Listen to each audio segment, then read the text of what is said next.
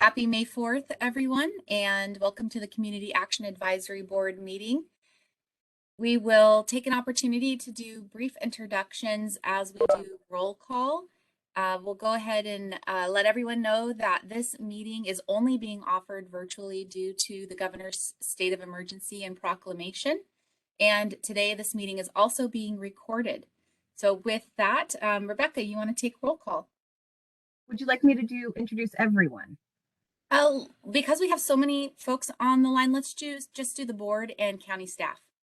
Fantastic. We'll start with county staff, Beth Landry. Good morning. Sorry, waiting for the mute button. Beth Landry with Clark County Community Services, she, her pronouns. Good morning, everyone. Happy Wednesday. Michael Torres. Good morning, Michael Torres, Clark County Community Services Program Manager. Janet Snook. Good morning, Janet with Clark County. Alyssa Page. Hi, everyone. Alyssa Page. I'm in the finance unit at Community Services. Willie Straub. Hello, this is Willie. I'm also in the finance unit with Community Services. And I believe that's all. And I'm Rebecca Royce, Program Coordinator, staff to the Community Action Advisory Board. Don't forget myself. And we'll start with the board members. Alicia Topper. Good morning. I'm Alicia Topper, Clark County Treasurer, and serve as an elected member for this board. Amy Rourke. I'm Amy Rourke, and I'm the Vice Chair, and I'm Community Representative in District 1. Bridget McCleeman. I'm Bridget McCleeman. I'm Community Representative District 2, and I'm Secretary of CAAB. David Poland. Hi, I'm David Poland, and I'm the low income deaf representative for CAAB. Karen Kamarov.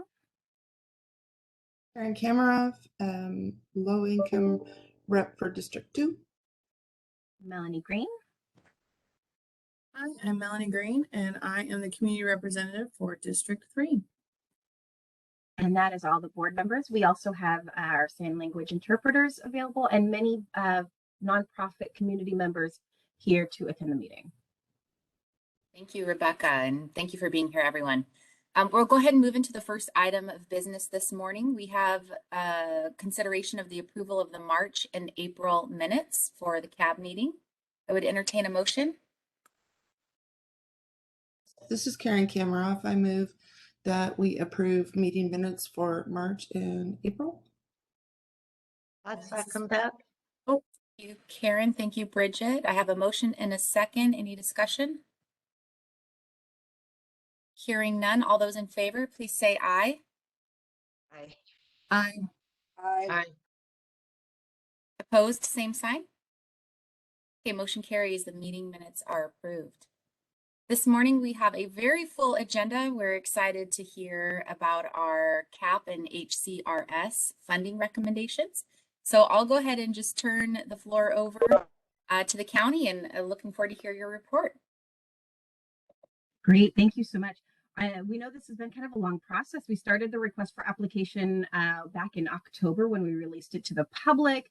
Applications were due in December, staff reviewed, and then board members reviewed. And today we will be presenting the results of the scoring of each of the applications and presenting our recommendations to the board for consideration to recommend to the county council for adoption so that we can move forward with working with our programs.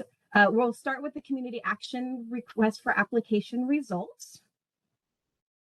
So here you can see we have two different categories, income and asset building. Clark College, the sole applicant under this category, and they received a score of 85.2, requested $75,000, and we are recommending to fund them at their full request. Under the physical health category, we had 4 applicants. Share with their hunger response program received a score of 87.2. Battleground Healthcare for a dental expansion program received a score of 76.5. Lord's Gym for food assistance received a score of 68.5. And Lord's Gym also applied for access to an advocacy of dental services, and they received a score of 67.8. We do not have enough funding for all of the programs, so we are recommending to fully fund hunger response, the battleground, dental expansion, and partially fund the food assistance for the Lord's Gym program. So I will turn it over to the board for discussion and adoption if you approve with this recommendation. Thank you, Rebecca. Any discussion from members of the board? Go ahead, David. I am looking at what the scoring was, and having read what they all proposed, I would think this is pretty good. I think it was the right decision. Thank you, David. Any other discussion? Okay, we'll be taking these items separately, so I would entertain a motion for approval as presented. Go ahead, David. I move that we approve the proposal as presented. David, is there a second? This is Rob Perkins. I'll second. I just got here, sorry. Thank you, Rob. Perfect timing. So we have a motion and a second on the floor. Is there any discussion?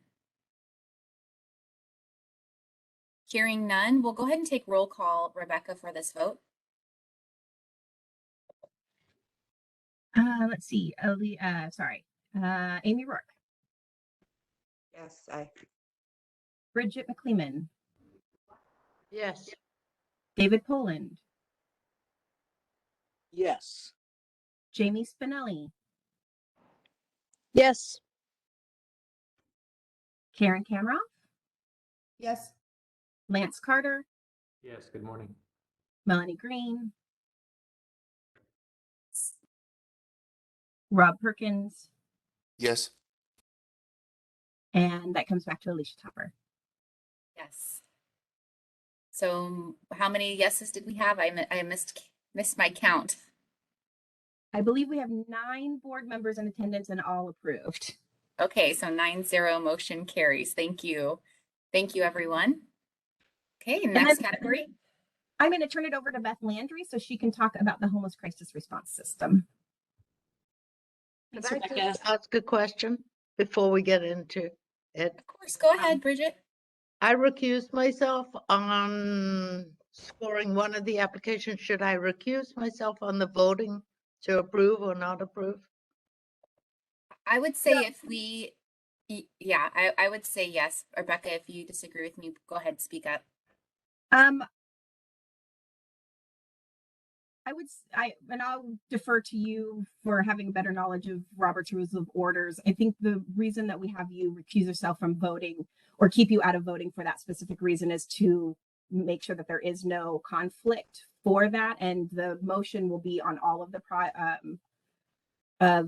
applications, not just each this individual one.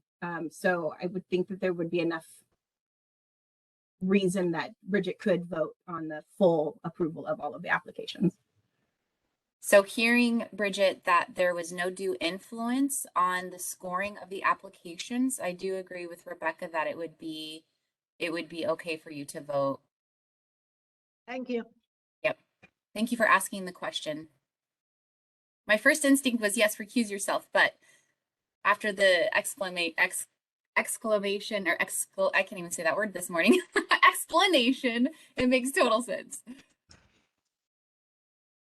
Thank you for that discussion. That's helpful as well too. So, so I think we have two pages to go through here, or at least 2 pages. So just kind of bear with me as we go through the content. So first up, we have applications for permanent supportive housing. We had 3 applications come in and move through the process for submitting to CAAB applications. First up, we have Impact Northwest, and they've scored 88.2, the highest score in that. Oh, I'm sorry. Yes, the highest score in that section. They've requested $205,633. That is the recommended amount.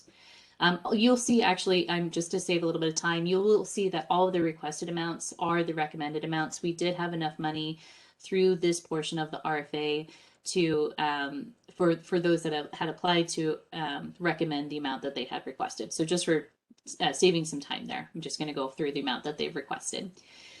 Share is next with their PSH HUD match and HUD support program, scoring 81.0, and then Share with their PSH program. So two separate PSH programs with Share, and that scores 83.7. PSH HUD match is at 138,000 requested, and PSH is at $364,000.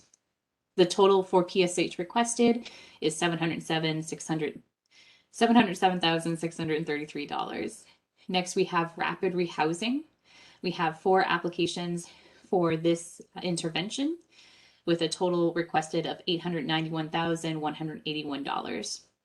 First up, we have Impact Northwest, scoring 83.8, requesting $293,323. Second up, we have Janus Youth, scoring 77.8, requesting $207,858. Third, we have Share, scoring 76.8, requesting $290,000. And fourth, we have Lifeline, scoring 55.9, requesting $100,000. Our third category is for transitional housing. Total requested funds are $239,646. First up, we have YWCA, scoring 77, requesting $125,000.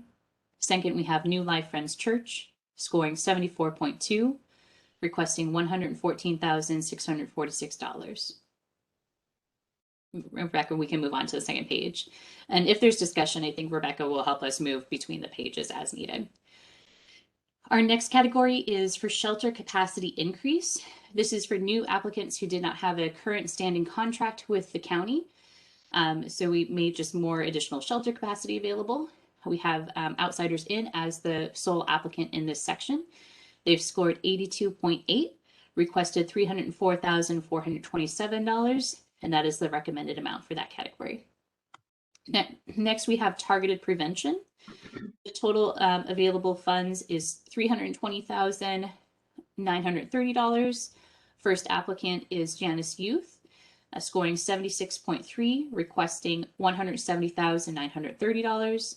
Second, we have Council for the Homeless, scoring 71.5, requesting $150,000.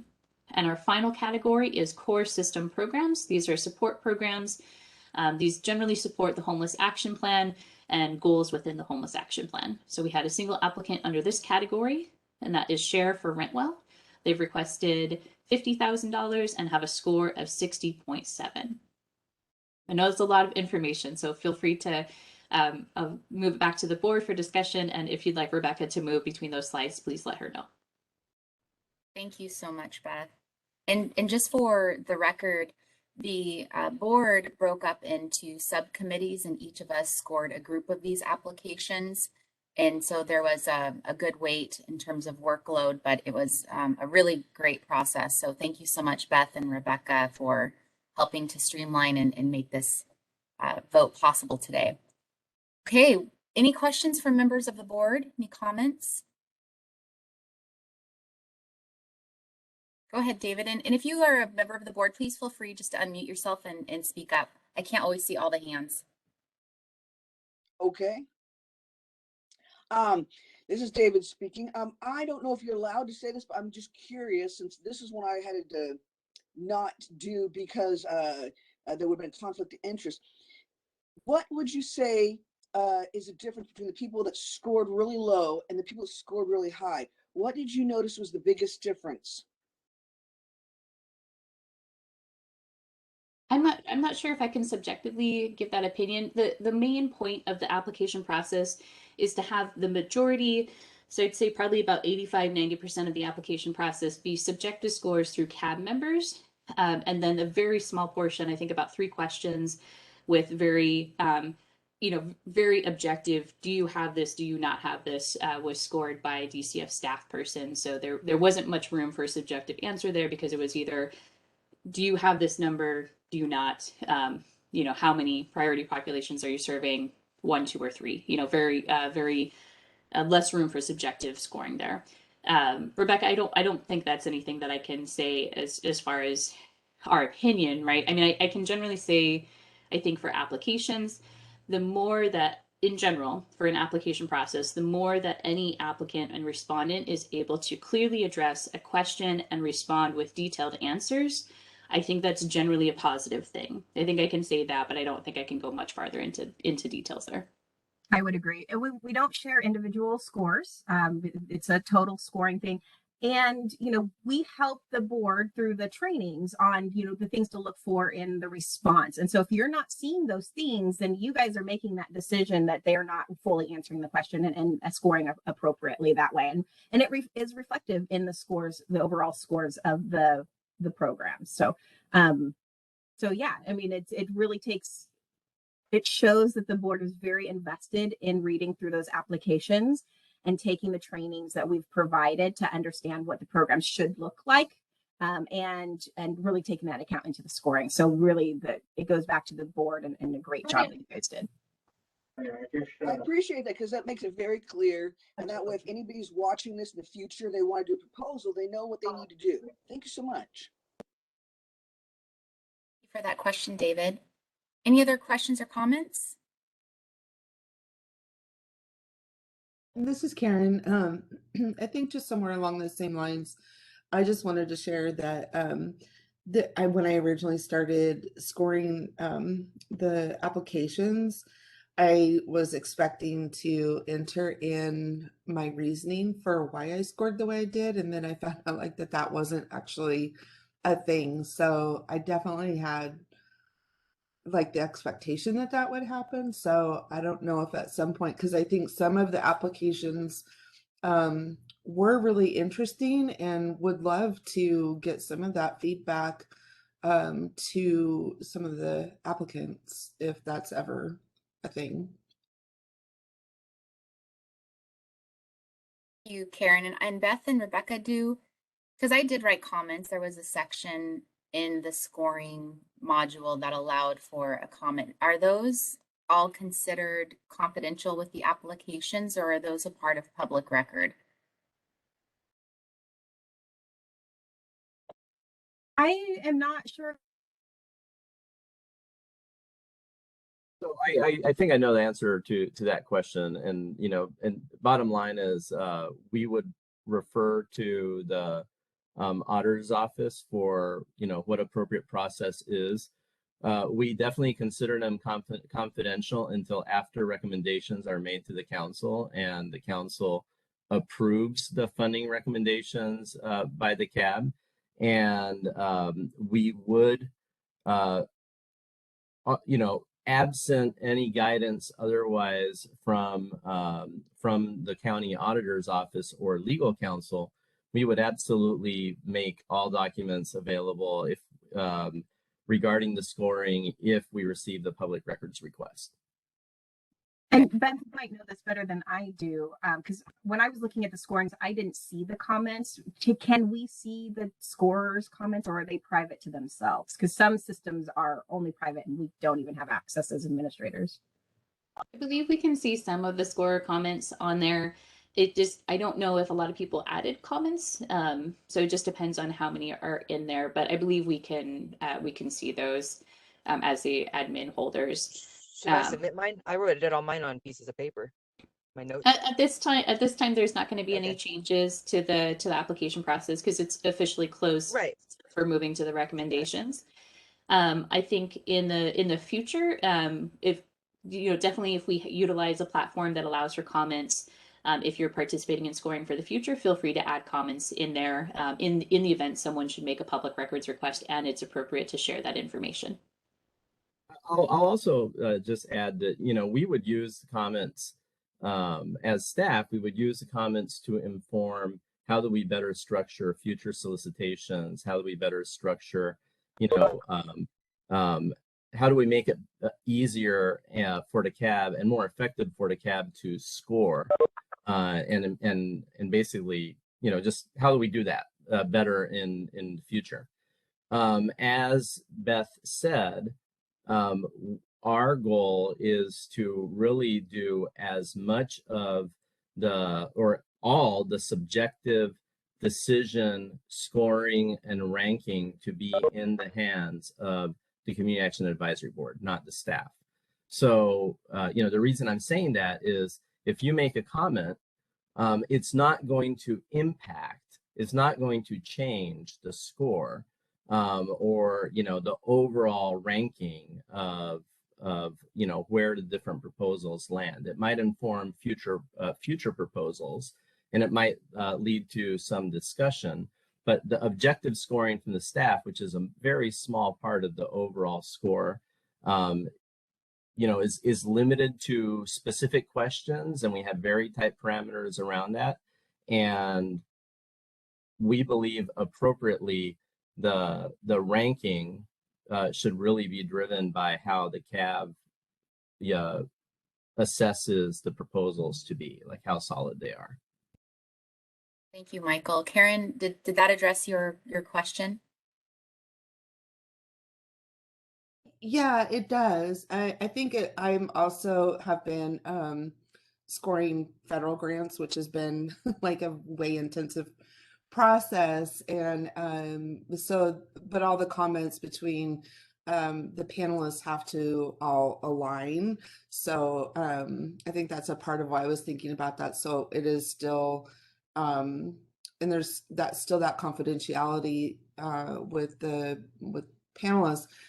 But I think that what I was actually wondering about, in a sense, was there was a few applicants that I was like, they could have really strengthened their application had they addressed, X, Y, and Z kind of thing. So not so much as like, you guys didn't do this, or you did this and I didn't like it, but more of a, yeah, I like knowing some of the services that are offered in our community. It would have been nice to have seen some of the applicants actually enter that into their applications. I think it would have just scored higher. So, but I know not being able to use your outside sources for things, so I didn't want to score about, from that perspective. So that was the only reason why I was curious about it. This is David speaking. I kind of understand what she's talking about. Being from a minority community, that's a minority linguistic community, sometimes the way that our brains take in questions on paper could be different than somebody else. I think people that have experienced going through the CAAB and maybe other places, their grant writers know what people are looking for in the answer. And that's why I appreciate what Beth originally said. What we are looking for is details. Go into detail, explain what you're talking about. Don't just make it generalized or one simple statement. I think that's very helpful to those people that are new at it, and people that maybe English isn't their first language, or just they process sentences differently, to just have an idea. This is what this sentence actually means. This is what you're actually asking for. We want this. So I appreciate that clarification. David, thank you, Karen. And I feel as though the presentations really helped to clarify any questions that maybe were outstanding in the applications, and hearing from the applicants prior to the deadline was very helpful. So I think in the future, just as a note, we should continue to do that. I think it was very informative to the process. With that, we do have a recommendation being brought forward to us for consideration, and it looks like we will be fully awarding every request that was submitted, which is absolutely fantastic news. It's a little over $2.5 million that we'll be deciding today. So with that, if there's no further discussion, I would entertain a motion. This is David. I propose that we approve what has been proposed here today. Okay, I have a motion on the floor to approve the recommended funding for HCRS. Do I have a second? Amy This is Rourke, Jamie. I second. Oh, okay. Okay, I think we had Amy dove in there just a tad bit sooner. Jamie, Thank you for that. So we have a motion and a second on the floor. Any further discussion? Okay, hearing none, we'll take roll. We will start with Amy Rourke, Yes. Aye. Bridget McLeeman, Yes. David Poland, Yes. Jamie Spinelli, Yes. Karen Kamroff, Yes. Lance Carter, Yes. Melanie Green,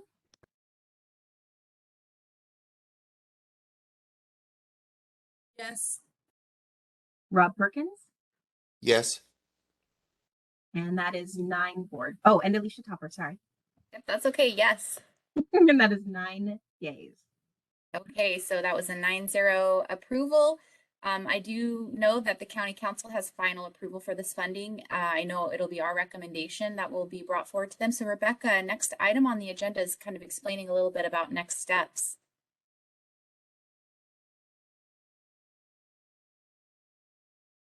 Yes, thank you. And I apologize. I turned off my video because I am having some internet instability. So I apologize. But the next steps are we will be taking the recommendations to the county council. The county staff will draft a staff report that will be submitted to them. And then there will be a council meeting for them to approve the recommendations.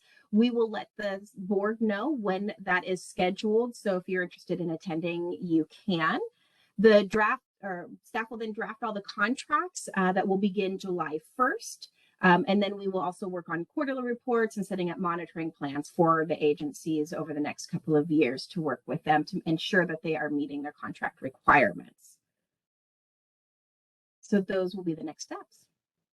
Thank you. Any questions? Okay, hearing none. Thank you for that future outlook, and that plan sounds like it's going to put a lot of good money to good use helping people in our community. So thank you, Rebecca.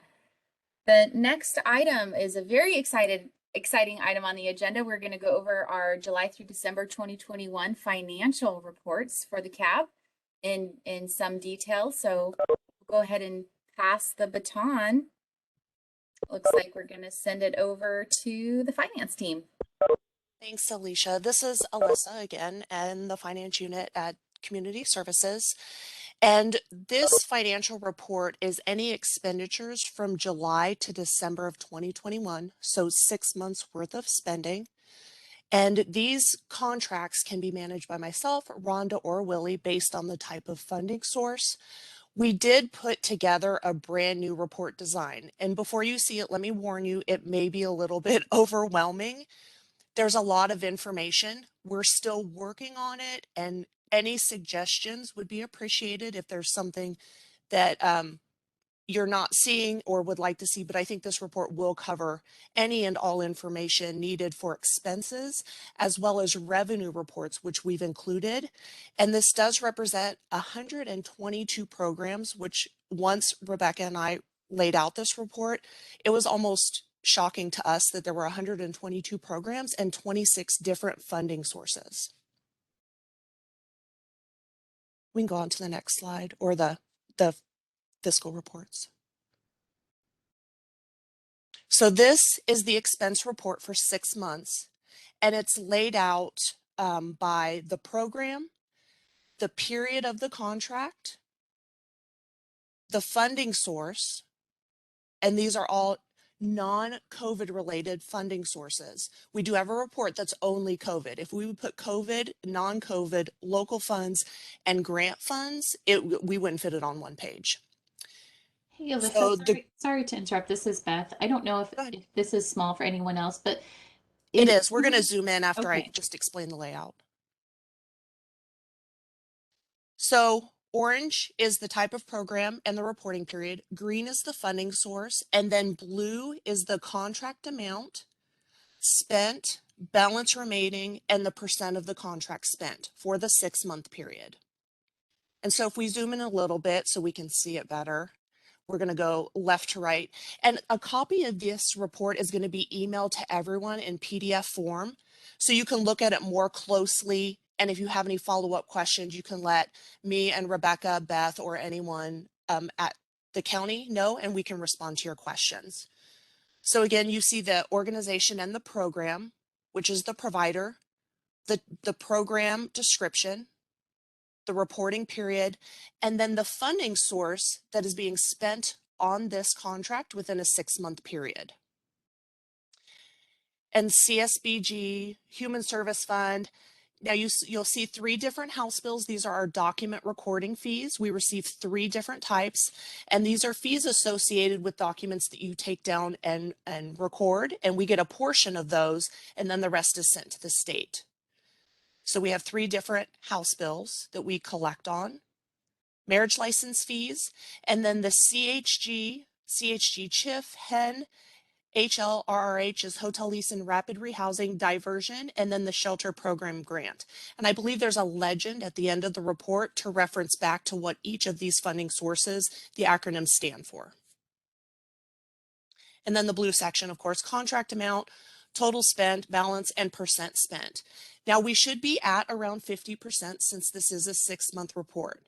However, some of our funding sources don't run in a state fiscal year, which is July through June.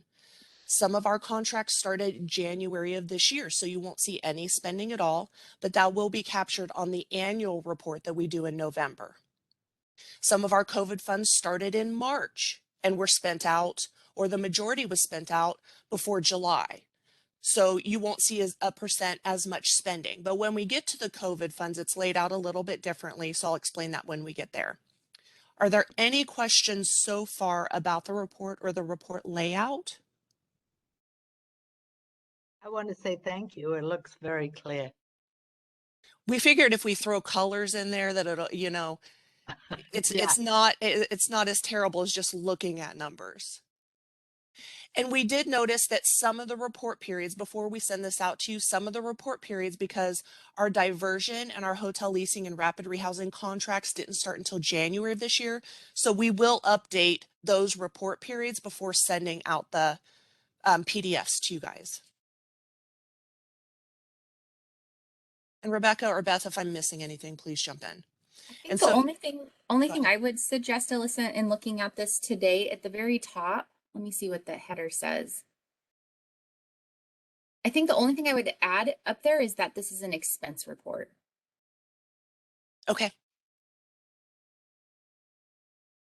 So semi-annual expense report, July to December, instead of finance report. Yeah, because that way we know it's not revenues, that it's expenses. I think that would be helpful. Okay. This looks great. I think it looks great too. Is there anything else before we move on to, I'll kind of just briefly go over the COVID portion of it, just because it looks just a little bit different. And we did the COVID funds independently because they do run at different dates than our state fiscal year contracts. And so spending looks a little bit differently. And that's why we broke them out between local and state grants and then the COVID funds. Could I ask a question? Absolutely.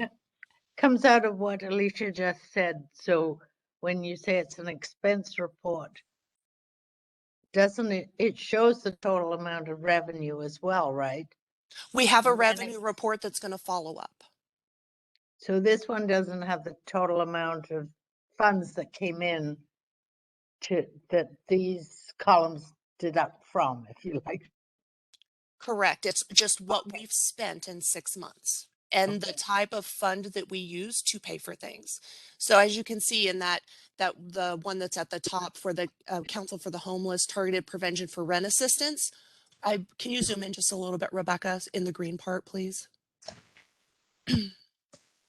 So you can see 40 in the 6-month period that we're reporting expenses, 45,000 was spent out of House Bill 2163. So we don't know what the amount of House Bill 2163 was in this chart. Not in this chart, no, but we do have a revenue report that I'm going to show you after the expense report. Thank you. We figured this was overwhelming enough, Bridget, than to try to put in the revenue stuff on the same report. Yes. This is also, when you get it, you'll notice that it's formatted to print on 11 by 17. And Amy knows this because I actually hand delivered her a report yesterday. So she can see how truly large it is on paper and all the information that is there. The only other thing my in our husband gave notebook. me an 11 by 17 printer for Christmas, so there we go. way to go. The only other thing that I would say is to try to help make it, because there's 122 programs. The only other thing is we did for the homeless crisis response system and the community action, we broke it down into the different categories that we do. So all the data collection and planning is together. Our core support services are together, outreach is together, shelter services are all together. As we get down, there's prevention, rent assistance, transitional housing, rapid rehousing, and permanent supported housing. So those are all grouped together. So you can kind of look at how the different types of interventions are doing compared to each other. So this is nothing to do with finance, but if you're looking at the bigger picture, it would be neat if the outcomes were in the same sort of listing down the left. Maybe they are, but then I could get this report and my outcomes report and say, okay, they've achieved 50% of the outcomes and they spent 30% of their money. The difficulty with trying to combine the finance with the outcomes is that every program's outcomes look different, even within the same intervention. There's a few that are similar that we are always trying to have the programs reach, increasing income, keeping that housing stability, those types of things. But individual programs focus on specific populations. And so they would have their own individual outcomes that they're also trying to achieve. I don't know that we could ever get that into one report because I can't even imagine what that would do to this. We're already at 8 pages on 11 by 17. No, I really wasn't suggesting one report. I was just thinking if the listings down the side were in the same sort of broken up setup, then you could translate. But it doesn't matter. Carry on. Sorry. Interrupted. It's fine. I'm going to go on to the COVID. So page 4 is where we start our COVID funding. Can we go up? I just wanted to say one more thing. Yes. And also when we're reporting, and I said we have all these different dates, we tried to lay it out to where it would show you the most amount of information in the easiest view. And with our House bill funds, our local document recording fees, we can use those to supplement our state grant contracts. So spreading those across all these contracts and listing the information like impact with rent assistance, they have House bill and they have a state grant that we're paying this contract on. So, and House bills, the 3 different House bills have 3 different RCWs that have rules and regulations on what you can spend them on. So not only are we dealing with the state grants and the local funds with the rules and the regulations and the spending periods and breaking this out in a format that is somewhat reasonably understandable. Okay, we can go on to COVID. I don't want to go to COVID, but we'll look at COVID. So COVID is just, it's laid out the same exact way, color coded the same exact way. The only and the funding sources are across the top. The legend will be at the bottom to explain what these funds are. The only difference is that we did total amount spent on these contracts since they ran outside of the 6-month period and had different start dates, as you can see in the contract period. Some started in January of 2020. So you wouldn't, if we only did 6 months, you wouldn't see a good representation of what was actually spent of the COVID funds. Are there any questions about the COVID expenses and the way that they're laid out? Just for clarification to make sure that I'm understanding and everyone else understands, the second column, contract period, is the date in which the contract starts and the date that the contract ends. So it isn't necessarily the fiscal year that we're dealing with for this report. Is that correct? Correct. Okay. For the COVID funds, because they are a different contract period than any of our other funds. And then in the green, you'll only see the 6-month spending from July 1 through December 2021. And the date is on the header of the report, correct? So everyone will know that's the period in which the expenses are being reported. Correct. Okay. And then the total spent ITD in the blue middle column is the total contract amount spent. And this includes the entire contract period, not just the 6 months. I wonder if we want to add that maybe a little header, like total, or it does say total spent. ITD, yeah, maybe we need that's something clear besides enough. ITD. Yeah, it's something Yeah, that I don't know what ITD means. You know, acronyms are terrible. Yeah, I know, and at the county we love them. It's inception to date, so it's maybe from just the add start the of word contract. contract, Alyssa. Maybe just total contract spent. Okay. Would that be clear to everybody? Or am I just the one who's geeking out on this? Can you repeat that again? What did you say? If the header was total contract spent, would that be a clear indicator that it's the total amount of funds over the life of the contract and not just the reporting period? Could we make it total spent for contract life? The life of the contract or start to end of contract? So we tried to keep the headers as concise as possible to fit on there. So I believe I can easily fit total contract spent in there. That will definitely fit. Anything more than 3 to 4 small words is going to make this report much larger. What if on our legend where we explained, you know, the acronyms, if we added ITD and what ITD meant, which is inception to date from the start of the contract till the end, if we explained what that acronym meant, would that help? Yeah, that might solve the problem. What do you think, Rob? I heard you. Yeah, it's as long as the glossary is complete and every acronym and abbreviation is explained, I'll be able to read it. There is no list at the end. I failed to put that in there for this report, but it does connect to the revenue report. So I can guarantee that you can compare and know more about the funding sources with the revenue report. So I will make sure to add that at the end. Thank you everyone for suggestions and kind of working through this with us. Is there anything else before we move on? This is Michael. I'll just say thank you, Alicia, Alyssa, and Rebecca. Like I know, especially Alyssa and Rebecca, you guys have put in so much effort to try to get something that is complete, that is accurate, that is understandable for multiple audiences, and that, you know, meets requirements. So I'm sure there'll be little edits and changes and stuff like that, but I really appreciate your effort. Thanks, Michael. Would you be willing to like put an asterisk or some kind of symbol so that we know which page we go to see the explanation of what acronyms are? Because if we can't find it, or the next people on the CAAB can't find it, it's not going to do good to have the explanation. We can't find the explanation. Yeah. Thank you. We can play around with some stuff and then send it out. And if you still don't like it, we'll try something new. It's still a work in progress. Seems like everything is starting to have those now, like everything. Yeah. Yeah. You get 1 asterisk, 2 asterisk, five of them, and then you have to find, everything. Yeah, it can be tough. So lots and lots, 8 pages, 122 programs, lots and lots of stuff going on. I think this is fantastic, Alyssa and Rebecca, and I really appreciate the added transparency and just the clarity that this report brings into the programs and funding sources.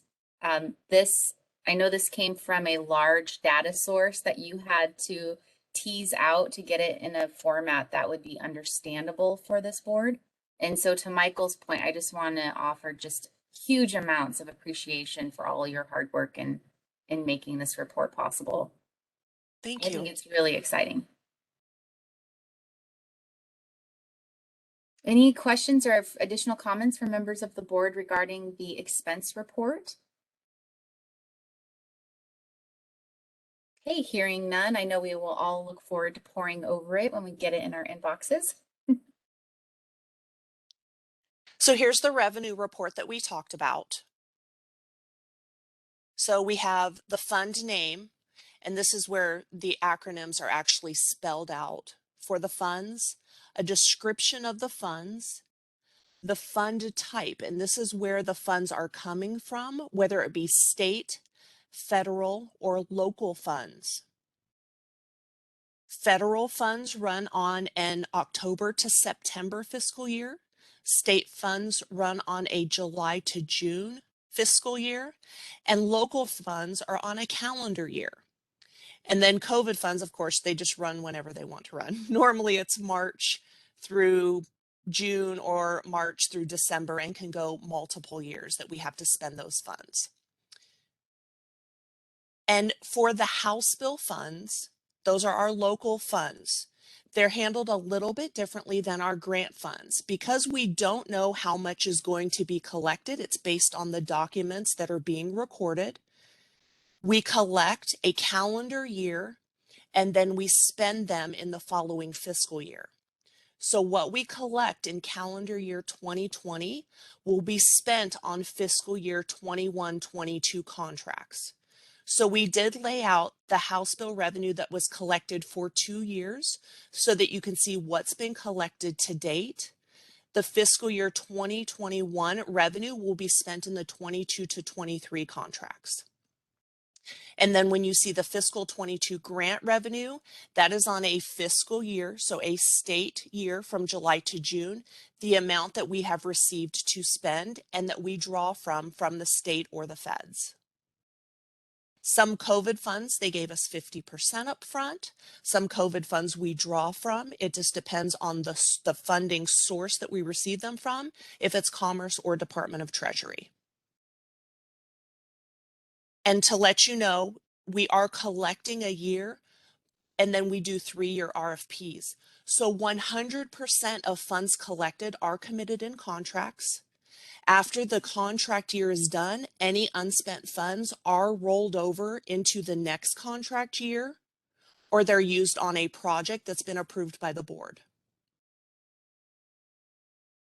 And just to make sure that I went over everything that we've put down at the bottom. So the House bills are collected 1 year prior to allocating in contracts. The revenue received is based on the fiscal year of the awarding agency, whether that be Commerce, the feds, or our local document recording fees. So this now tells you for the fund type, if it says local, that's a calendar year, the state fiscal year, how we collect, and then the federal fiscal year. And some of our federal grants do go 18 months, but that would, if we throw every one off in there, it's going to get really confusing. So the majority of our funds run on a local, state, or federal year. And like I said, 100% of our funds are committed in the 3-year RFA process. Are there any questions about the revenue report? Hey, Alyssa, this is Beth. Can I just add in, just as a reminder, I know we've talked about this in the past, but the reason that Clark County collects the House bill revenue prior to allocating that so that it's collected in 1 year and then allocated for the preceding fiscal year is to ensure that we have the money dedicated for those programs. And because House bill dollars are tied to market transactions, they're tied to real estate transactions and revenue from those transactions. If there's a change in the market, collecting in advance of the fiscal year and planning in advance will hopefully give us some time to notify any of our contracted partners of reductions in fund and to minimize participant impact in the most way possible. So it is a safety net for the providers and more importantly for people that are receiving these core services like housing and shelter and food. So that's why we do that in advance of allocating out. Correct. Thank you, Beth, for adding that in there. Were there any questions or comments? Yeah, this is Jamie. I have a question. The total amounts in all of those funding sources that you have there, does that include what is typically held aside for like administrative costs? Because I know a lot of fund sources allow you to hold like 10% or 20% for admin. Is that including the admin or is that minus the admin? No, this includes the admin. Good question. Okay, thank you. Yeah, and like you said, that's exactly correct. Like with our local House bills, we get 5% or 6% depending on the House bill.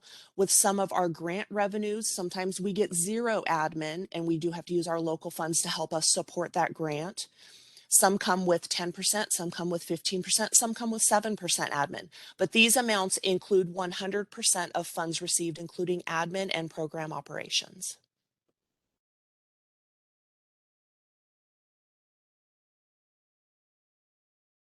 Any other questions? I would like to add one short thing, just since we're using terminology of local funds.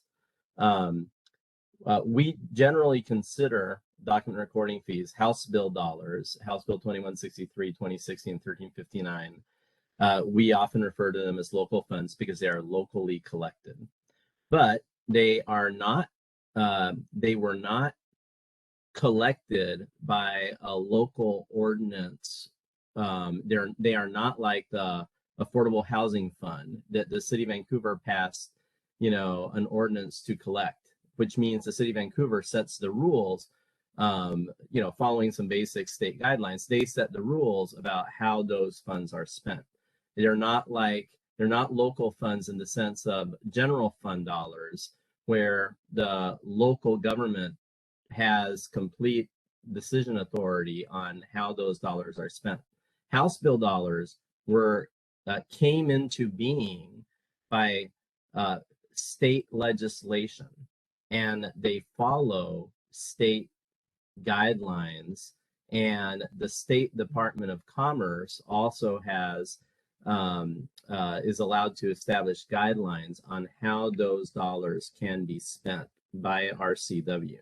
So the reason I'm saying that is when we use terminology like House bill dollars, local funds, it is often assumed that the fact that they're local funds gives us the flexibility to use them in any way we want to, and that is not the case.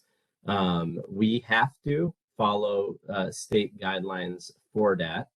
House Bill 1359 and 2163 dollars specifically, those have to be programs and services that are in direct support of the county's homeless action plan.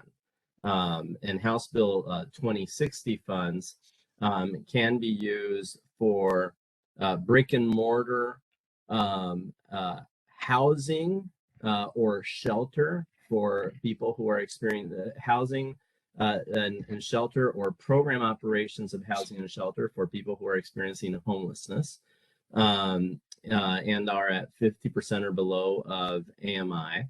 And we use all of our House Bill 2060 funds, generally have been, for shelter within the City of Vancouver. And that's the feedback that we've generally gotten for House Bill 2060 funds from the City of Vancouver and how they want us to use them. So just FYI, because I'm often in conversations where it's like, well, if it's House Bill dollars, if it's local funds, we have more flexibility. We do have a little bit more flexibility in some grants, but it's not as flexible as what is traditionally thought as local funds would be.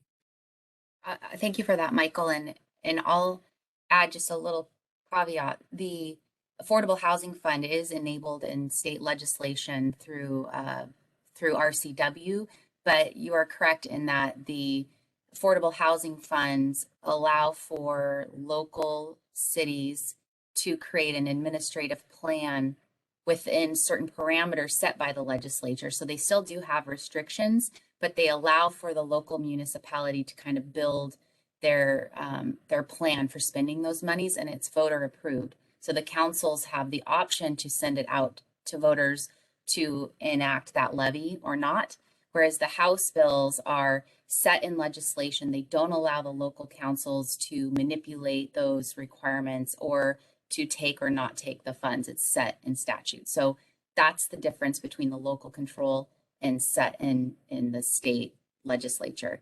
Both are enacted by Olympia, but one has a little bit more of a local control. But yes, House bill are definitely more set in statute. Any questions for Michael or Alyssa on the expense report?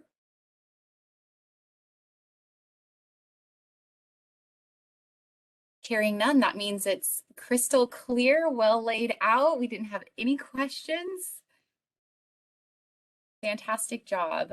Thank you all so much for your good work. And I think those reports moving forward will help enlighten and educate our decisions and discussions.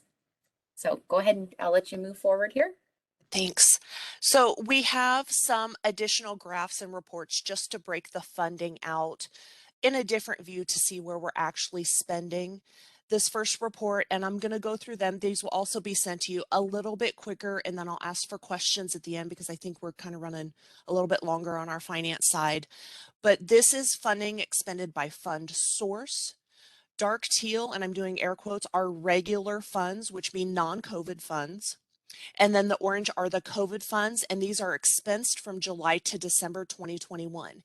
If you see zero spending, like in the diversion and hotel leasing and rapid rehousing, again, it's because those contracts didn't start until January of 2022. And most likely any of the funds that are at zero did not have a start date until outside of the 6-month expense report. So this is COVID versus regular funds spent in a 6-month period. So is this the same information and same detail that we saw in the prior report? Correct. It's just broken down into a graph form so that it's easier for some people to see if they see things in graphs better than in an Excel spreadsheet from left to right. This will give you the overall views. So am I reading it right that the orangey ones are all COVID funds and it's a cumulative, like we got over, I can't tell the total, but it would be 9 million plus 9 million plus 2 million plus Correct. 878. Yes, correct. Wow. Right. Yeah, wow. We're Okay, gonna next miss slide. that money.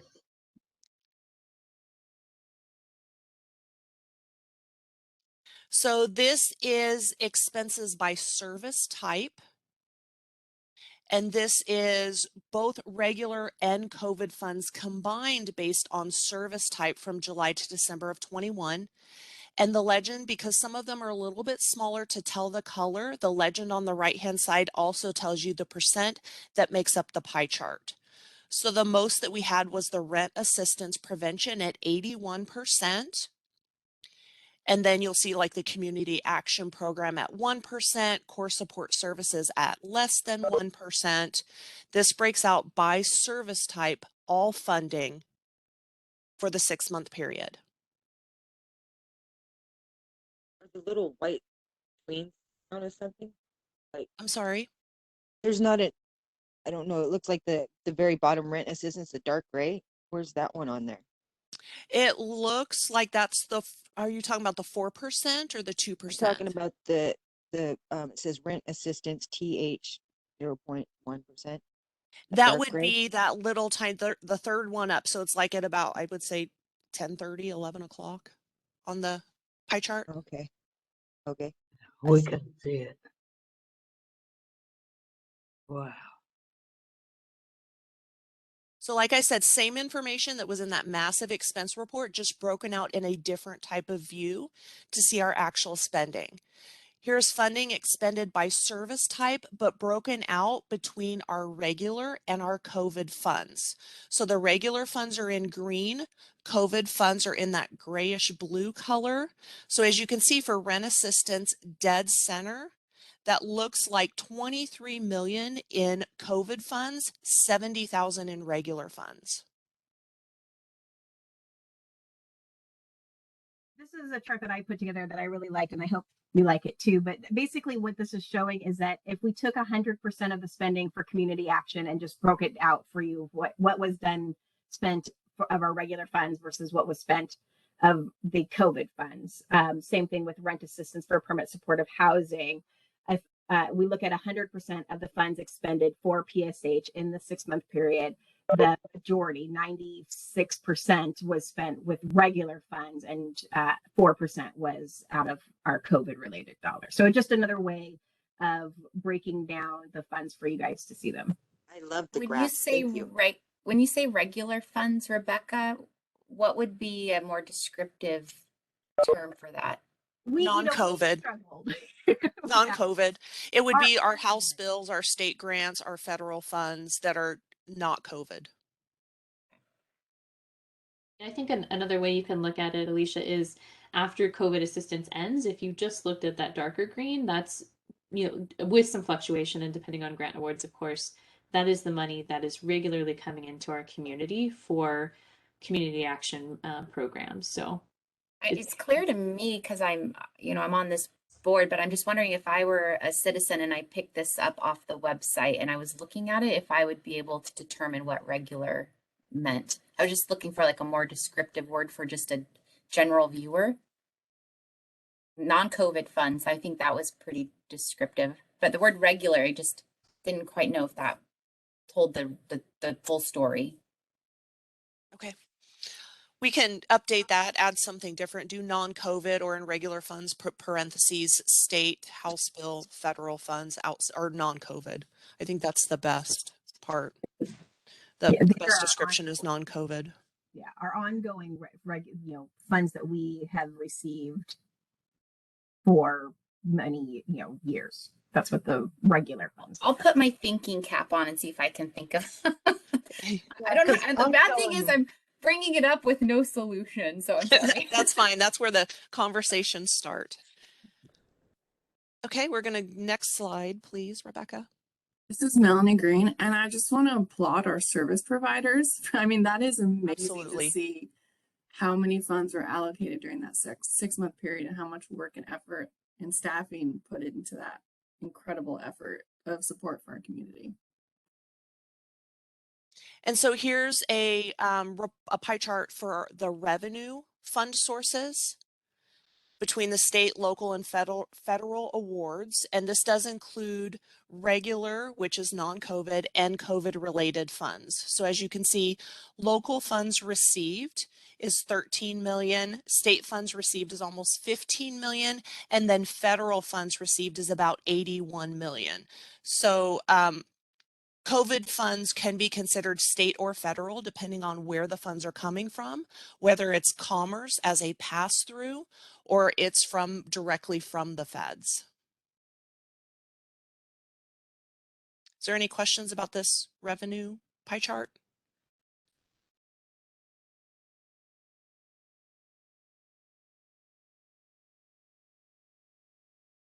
An additional revenue report. So this is a comparison of funds received between non-COVID allocations and COVID funding. And these allocation timelines vary because the COVID funds don't run on a standard fiscal year for the 6-month period. So community action is 685,000. Then we have the COVID at 87 million. And then the crisis response at almost 22 million. So all the same information, just in a different view. Next slide, Rebecca. I'm assuming people will jump in if they have questions. That's the last one. Yay! So any questions about any of the finance reports, expenses or revenues? And I appreciate all the suggestions and patience as we went through this rough draft. Well, not as rough of a draft, but almost completed. I think it's impressive. It's very easy to understand, and people could look at it and know what we were doing and how much money has come in for COVID that we're going to miss. Thank you. Thank you. So much, Alyssa. Good report. Okay, we're going to do a quick legislative advocacy committee update, kind of maybe a recap. And Karen, I'm hoping you might be able to just provide a little report for the board. I mean, I could. I'm sorry. I don't think that I was quite prepared for that, but otherwise I would have pulled up all the different legislative bills that we tracked. But most of the ones that we did track were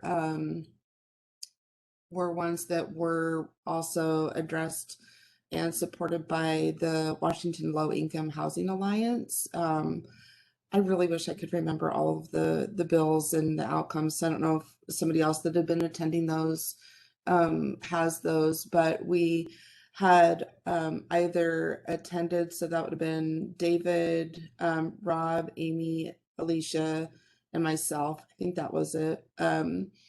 And so we met at the end, probably pretty weekly, and reviewed which bills were being moved through so that we could provide support on them.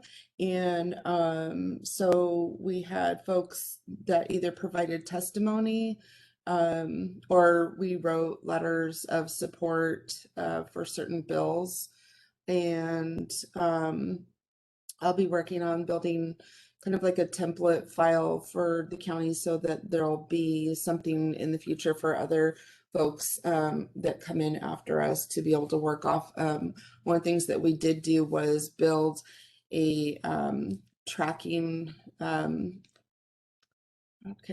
It was a bill tracker so that we could keep tabs on where each of the bills were every week, because it was a short session, so things moved super fast all the way through. So yeah, I think that was it. I know I've put everything in notes and had sent them off to Rebecca. So if people want the specific bills, I can send those out as well. It would just take me a while to actually pull them up. So I don't know if anybody else wants to add anything to that. Thank you so much, Karen. Rob or David or Amy, would you like to add anything?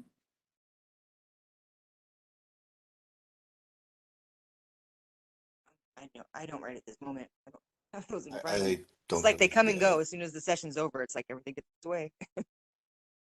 Yeah, I agree. I think this committee did a fantastic job. We had a couple years hiatus through the pandemic, and I think creating the structure and just having a commitment to bills that we wanted to try to support, and signing in support virtually or testifying or sending emails to our representatives was a really good way for us to support community action and legislation that will impact people living in poverty here in Clark County. So the committee can change. I think what we'll do as we get closer to the fall is open up the committee to those who served and see if there's others from the board who would like to participate, and to even expand our efforts past the state into federal legislation, which is really the place that community service block grants are founded from. So the work that they do in Washington, D.C. really does impact our ability to participate on this board and to get funding. So more to come on legislation. It was a lot of work. I wasn't able to attend every meeting, but those members of the board that participated, Rob and David and Amy and Karen, put in a lot of work. So thank you all for your service on that committee this year and for helping the CAAB here in Clark County and the people that we're hopefully representing. So with that, we'll go ahead and move on. Jamie, I don't know if you want to provide a City of Vancouver Affordable Housing Fund report, or Samantha, if Samantha is here. Hi there, I'm here. Hi, go ahead, the floor is yours. All right, well, thank you for fitting me in on your agenda, and thank you for letting me attend and watch the recommendations that the board made today. It's very exciting. I just wanted to give you a brief update on some of the approvals that the City Council just made this week. Monday night, I was there for a public hearing, and we proposed these CDBG and home projects, but I only made slides to share with you that I thought would be relevant to this board. So these are our public services, our safety net programs. That there were $510,000 in funding approved, and that will start summer of 2022. So we'll submit our action plan to HUD, and then these agencies and activities will get underway later in the year. I'll go to the next slide. And I also wanted to share the rental assistance programs that we funded, and these will be for about 1 year as well. We also funded some different projects like public facilities and business assistance, but I didn't think those were as interesting for you. And so I just wanted to kind of coordinate and communicate on kind of our overlapping coordinating projects and programs. And then I also wanted to ask for the board's feedback on our home ARP survey, where planning is underway, and Jamie Spinelli and I have been working together to review all the HUD requirements. And my one of my teammates, Haley Woodbridge, has coordinated a survey. So we've sent out our survey and we got 91 responses. I wanted to share those with you on the next slide.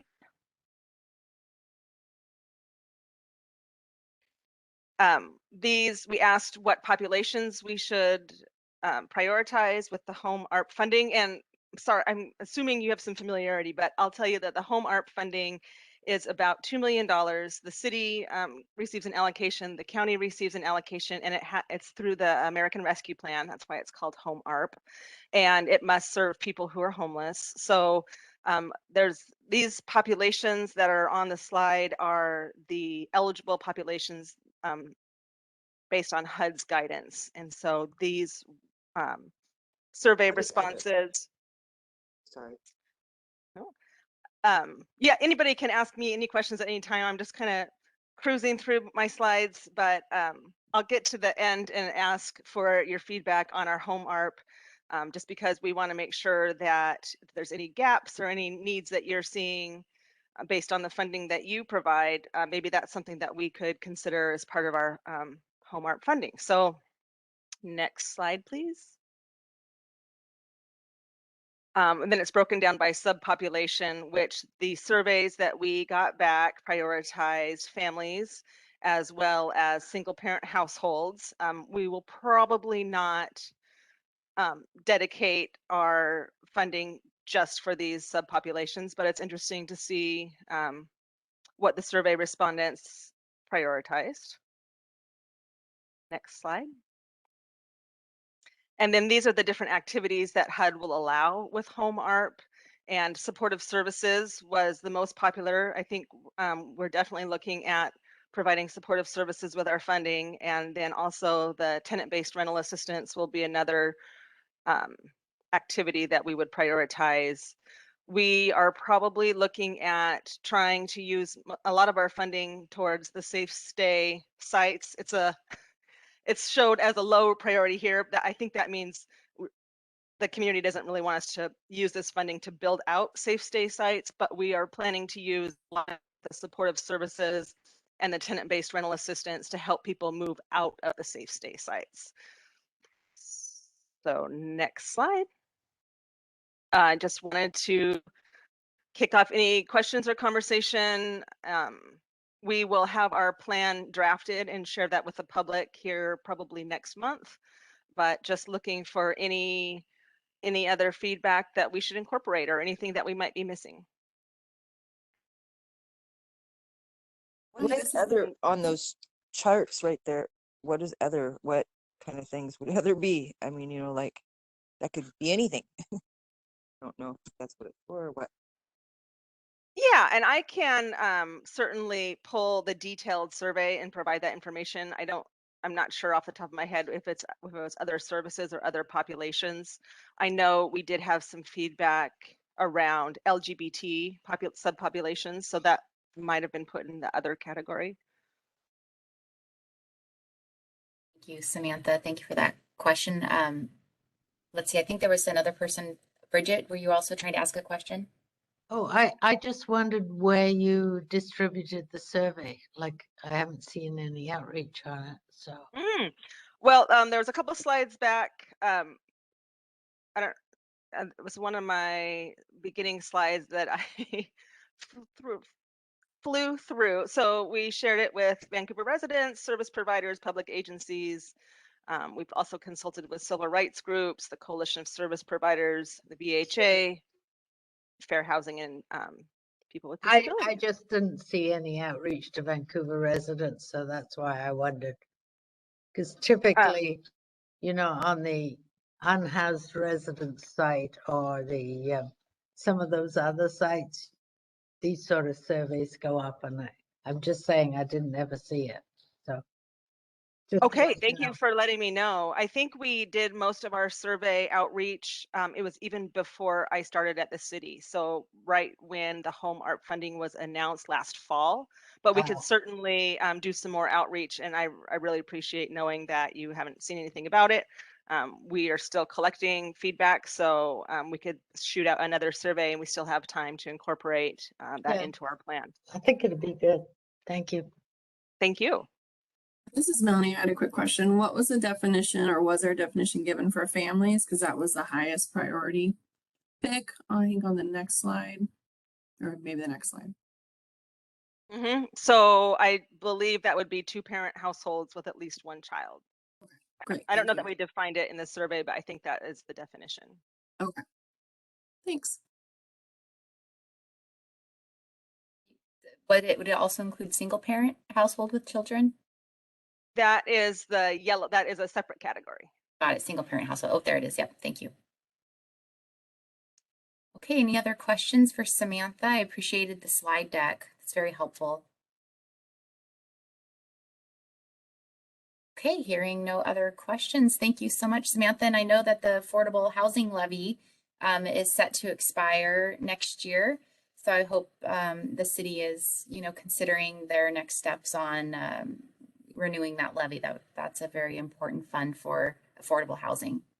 We are certainly starting that conversation internally, and we'll be reaching out to stakeholders to kind of bring together a community stakeholder group to talk about what that will look like going forward. So yes. Okay, wonderful. We'll look forward to hearing more.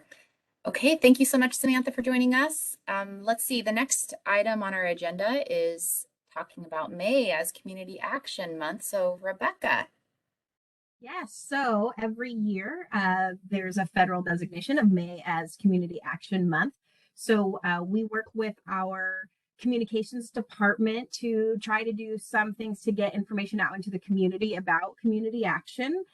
We had our proclamation yesterday with the county council to proclaim, so Clark County also is proclaiming May as Community Action Month.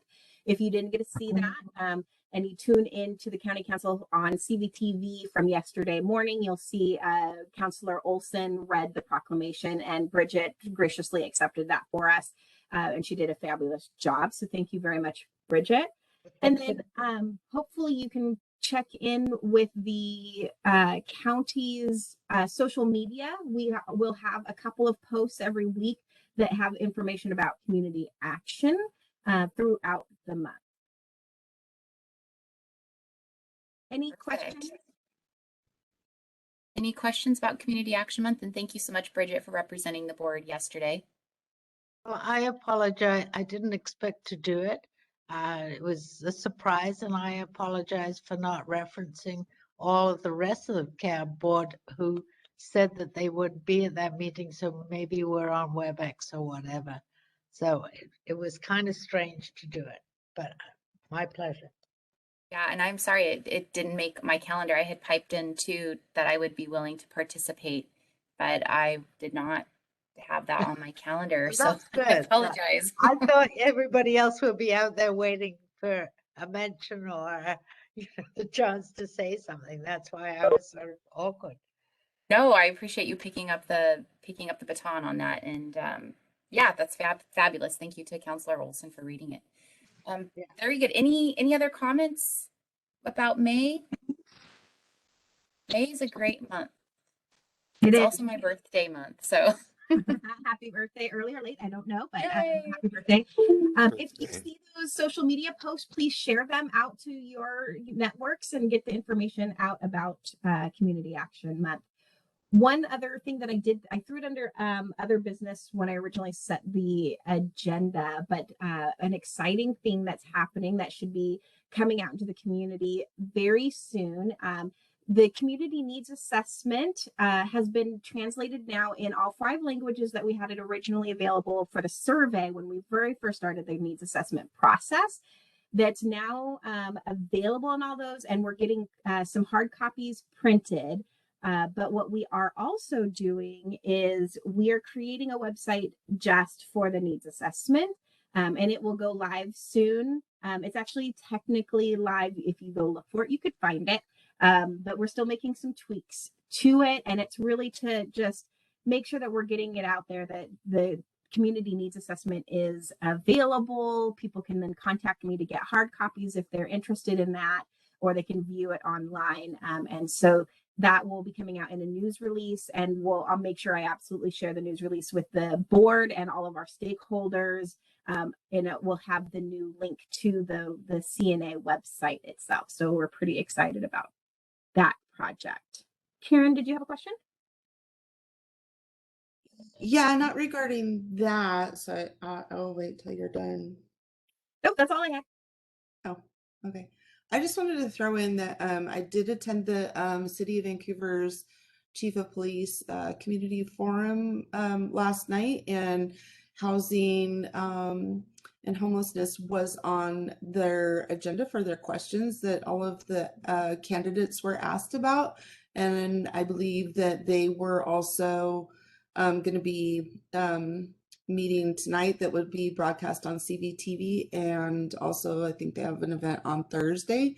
So if this is something that you want to listen to and participate in, I thought it was really interesting hearing all the final candidates talking about our community around housing and homelessness. So just want to share that. Thanks. Where can we find the link to that, or be able to do that? Probably through the City of Vancouver website would be my best guess. Or else CVTV channel 32. Possibly that too, yeah. Or cvtv.org, all 3 locations. Thank you. Thank you so much. I said channel. Yeah, they do have the television channel. You were spot on. I think what we'll do is we'll go ahead and conclude the business portion of our board meeting and go ahead and open the floor for our public forum. If there's anyone joining us today that would like to make comments, we would welcome you to do so at this time. If there's anyone here from the public who would like to speak, please unmute yourself.